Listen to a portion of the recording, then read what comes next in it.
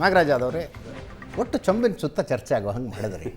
ಅಷ್ಟರ ಮಟ್ಟಿಗೆ ಸರ್ ಒಂದು ಮಾತ್ರ ಹೇಳ್ತೀನಿ, ನೀವು ಅದೆಷ್ಟು ಅದಕ್ಕೆ ಎಷ್ಟು ಇಂಪಾರ್ಟೆನ್ಸ್ ಕೊಟ್ಟಿದ್ದೀರ ನೋಡಿ.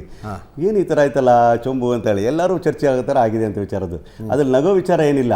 ಆದರೆ ನೋಡಿ, ನಾನು ಹೇಳ್ತೀನಿ, ನಮ್ಮ ಬರಬೇಕಾಗಿರ್ತಕ್ಕಂಥ 14th ಫೈನಾನ್ಸ್ ಕಮಿಷನಿಂದ ಇರ್ಬೋದು, 15th ಫೈನಾನ್ಸ್ ಕಮಿಷನಿಂದ ಇರ್ಬೋದು, ಬರಗಾಲದ ವಿಚಾರದಲ್ಲಿರ್ಬೋದು, ಕೇಂದ್ರ ಸರ್ಕಾರ ಕಮಿಟಿಗಳು ಕೊಟ್ಟಂಥ ಶಿಫಾರಸುಗಳಿರ್ಬೋದು, ಮತ್ತು ನಮ್ಮದೇ ಅಂಡ್ ಟ್ಯಾಕ್ಸ್ ಡಿವಲ್ಯೂಷನಲ್ಲಿ ಕಾನೂನುಬದ್ಧವಾಗಿ ಬರಬೇಕನ್ನೋ ವಿಚಾರಗಳಿದ್ದು, ಮತ್ತು ಫೆಡರಲ್ ಸಿಸ್ಟಮ್ನ ವಿಚಾರ ಬಂದಾಗ ನಾವೆಲ್ಲರೂ ಕೂಡ ದೇಶ ಅಂತಲೇ, ದೇಶ ಮೊದಲು ತದನಂತರ ಪಕ್ಷ ಅಂತಕ್ಕಂಥ ನಂಬಿಕೆ ಇಟ್ಕೊಂಡಿರ್ತಕ್ಕಂಥವ್ರು. ಆದರೆ ಫೆಡರಲ್ ಸಿಸ್ಟಮ್ ಅಂತ ಬಂದು ದೇಶ ಅಂತ ನಾವು ಹೇಳಬೇಕಾದ್ರೆ ಎಲ್ಲ ರಾಜ್ಯಗಳು ಕೂಡ union of States become the country ಅಂತಕ್ಕಂಥದ್ದು ಎಲ್ಲರಿಗೂ ಗೊತ್ತಿರ್ತಕ್ಕಂಥ ವಿಚಾರ.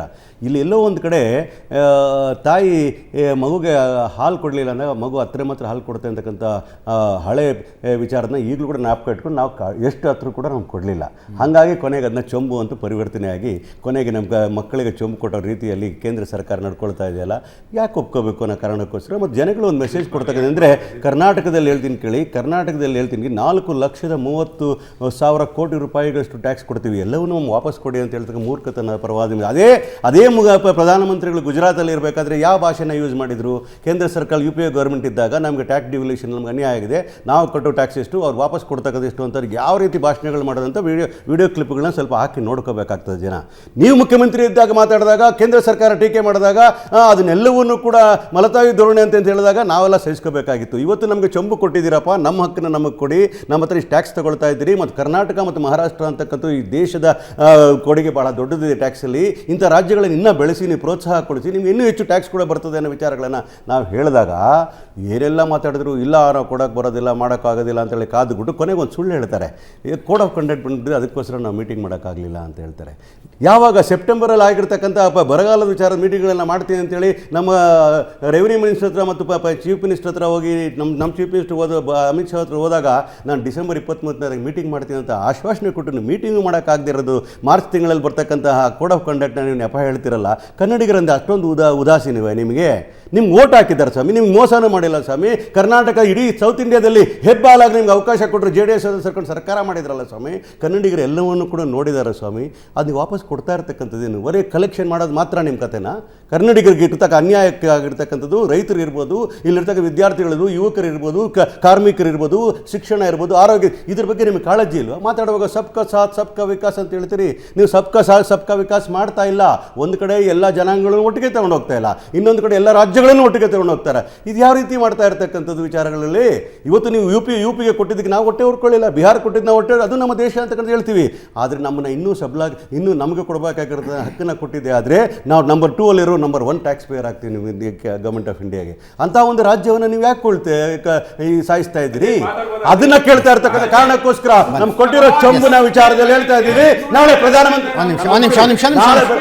ಒಂದು ನಿಮಿಷ ಮೋಹನ್ ಕೊಡ್ತೀನಿ, ಟೈಮ್ ಕೊಡ್ತೀನಿ. Will get time, will get time. Mohan you will get time. ಅವಾಗಲೇ ಸೆಷನ್ ಹೇಳಿ ಸುಳ್ಳ ಇವಾಗ ಹೇಳ್ಕೊಂಡು ಕೂತೀರಾ?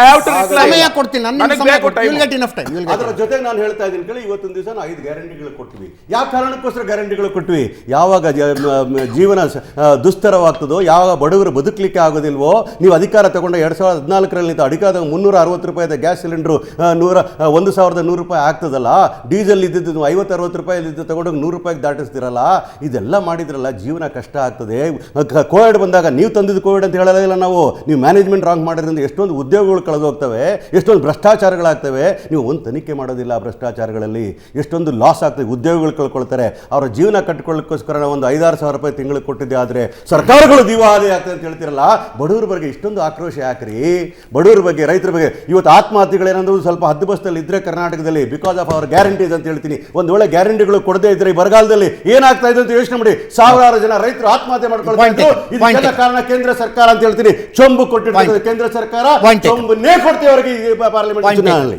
ಮೋಹನ್ ಆಗ್ಲೇ ಹೇಳಿದ್ರು ಅವರು, ನಾವು ತೆರಿಗೆ ವಿಚಾರದಲ್ಲಿ ಒಳ್ಳೆ ಮಾತಲ್ಲಿ ಕೇಳಿದ್ವಿ, ಅವ್ರು ಕೇಳದೇ ಇದ್ದಾಗ ನಾವು ಚೊಂಬನ ಪ್ರದರ್ಶನ ಮಾಡಬೇಕು ಅಂತ. ಈಗ ನಾನು ಹೇಳ್ತೀನಿ, ಅವ್ರು ಸುಳ್ಳು ಹೇಳಿದಾಗ ನಾವು ಒಳ್ಳೆ ಮಾತಲ್ಲಿ ಪಾರ್ಲಿಮೆಂಟಲ್ಲಿ ನಿಂತ್ಕೊಂಡು ಫೈನಾನ್ಸ್ ಮಿನಿಸ್ಟರ್ನೇ ನಿರ್ಮಲಾ ಸೀತಾರಾಮನ್ ಅವರು ಕರ್ನಾಟಕದಿಂದ ರಾಜ್ಯಸಭೆಗೆ ಆಯ್ಕೆ ಆಗೋದವರು, ಅವರು ಒಳ್ಳೆ ಮಾತಲ್ಲೇ ಉತ್ತರ ಕೊಟ್ಟರು. ಅಂದ್ರೂ ಇವ್ರು ಕೇಳಲಿಲ್ಲ, ಮತ್ತೆ ಸುಳ್ಳುಗಳನ್ನ ಹೇಳ್ತಾ ಹೋದ್ರು. ಈಗ ನಾನು ಚೊಂಬು ರೀತಿಯಲ್ಲೇ ಉತ್ತರ ಕೊಡಬೇಕಾಗತ್ತೆ, ಆಯ್ತಲ್ಲ? ಕನ್ನಡಿಗರ ಬಗ್ಗೆ ಇಷ್ಟೆಲ್ಲ ಮಾತಾಡ್ತಾರಲ್ಲ ಇವರು UPA ಅಧಿಕಾರದಲ್ಲಿ ಇದ್ದಾಗ 2004ರಿಂದ 14ರಲ್ಲಿ ಕನ್ನಡಿಗರಿಗೆ ಅನ್ಯಾಯ ಮಾಡಿ ಕರ್ನಾಟಕದಿಂದ ತೆರಿಗೆ ತಗೊಂಡೋಗಿ ಚೊಂಬನಲ್ಲಿ ಇವ್ರು ಕೊಟ್ಟಿದ್ದೆಷ್ಟು ಕರ್ನಾಟಕಕ್ಕೆ ಬರೀ 81,795 ಕೋಟಿ. ನರೇಂದ್ರ ಮೋದಿ ಅವರು ಅಧಿಕಾರಕ್ಕೆ ಬಂದ ಮೇಲೆ ಕಳೆದ 10 ವರ್ಷಗಳಲ್ಲಿ ಟ್ಯಾಕ್ಸ್ ಡೆವಲ್ಯೂಷನ್ ಅಂತ ಹೇಳಿ ಕನ್ನಡಿಗರಿಗೆ ನ್ಯಾಯ ಒದಗಿಸಿ ಕೊಟ್ಟಿದ್ದೆಷ್ಟು 2,96,760 ಕೋಟಿ. ಇದು ಕನ್ನಡಿಗರಿಗೆ, ರೈತರಿಗೆ, ಬಡವರಿಗೆ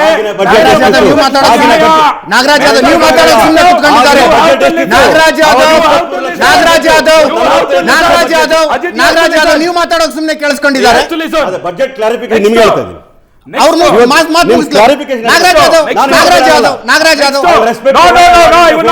ನಾನು ಡಿಬೇಟ್ ನಡೆಸ್ತೀನಿ.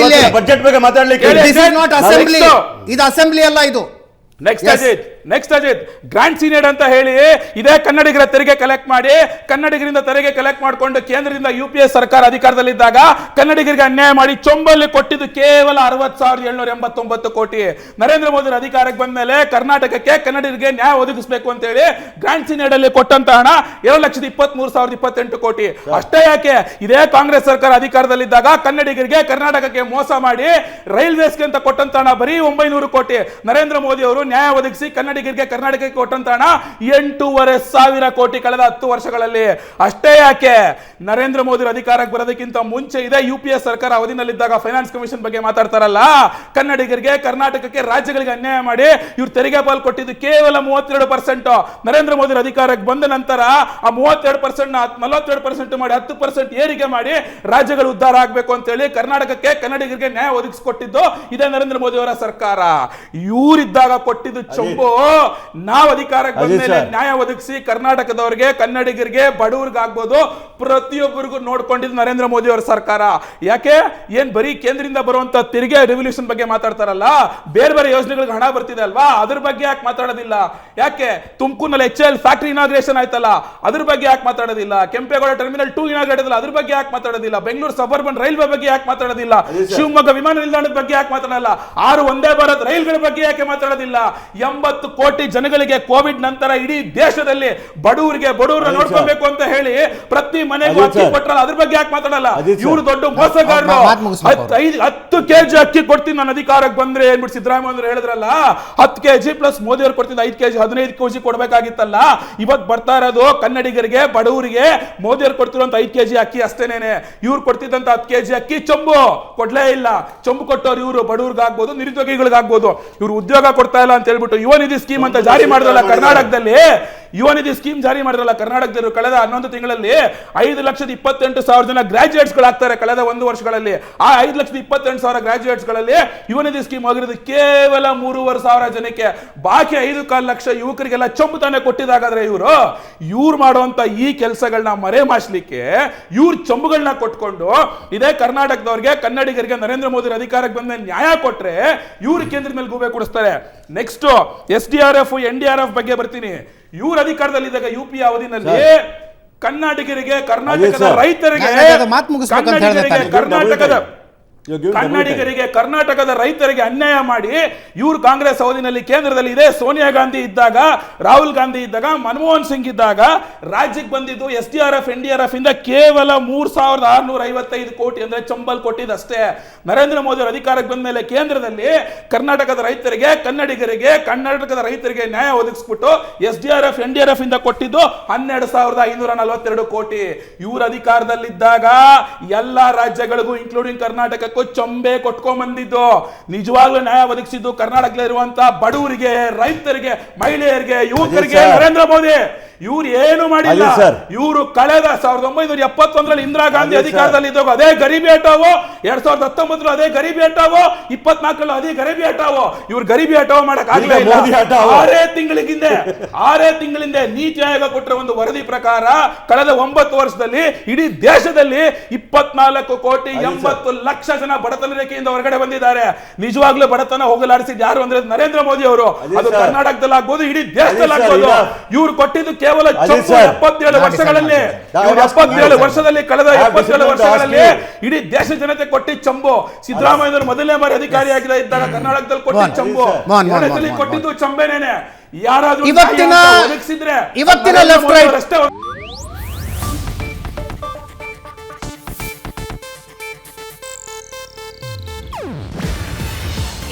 ಏಷ್ಯಾನೆಟ್ ನ್ಯೂಸ್ ನೆಟ್ವರ್ಕ್ ಪ್ರಸ್ತುತಿ. ನೀವು ನೋಡ್ತಿದ್ದೀರಾ ಏಷ್ಯಾನೆಟ್ ಸುವರ್ಣ ನ್ಯೂಸ್.